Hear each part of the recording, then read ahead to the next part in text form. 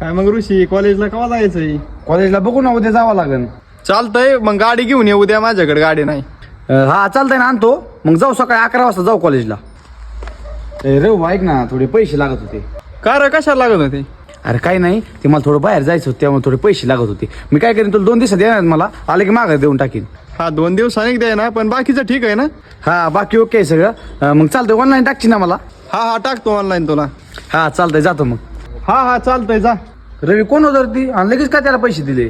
अरे मित्र होता, त्याला लागत होते पैसे. अरे पण तो माघार देईन का पैसे? हा देईन की. अरे रवी, एखाद्या मित्राला पैसे तेवढेच द्यायचे जेवढे ना आपण ते पैसे सोडून देऊ शकतो. का रे, काय झालं? अरे रवी, तुझ्या आधी तो 2 वर्षापासून मित्र होता रे. आम्ही पण असंच केलं. एक दिवस त्याला पैशाची गरज पडली आणि मला मागितले आणि मी दिले.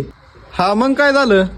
मग काय, परत थोड्या दिवसांनी मला अडचण आली म्हणून त्याला मी पैसे मागायला मागितले. मग काय, गाड्या लगेच राग आला. तेव्हापासून आमचे फोन उचलायला सोडलं आणि आमच्या संग बोलायचं सोडलं. हा वय. अरे मी तर आता पैसे दिले त्याला र. त्यामुळंच म्हणलं, एखाद्याला तेवढेच पैसे द्यावा जेवढे आपल्याला सोडून देता येतात. नाही तर पैसे पण जातात आणि आपली मैत्री पण जाती. ही कायम लक्षात ठेव.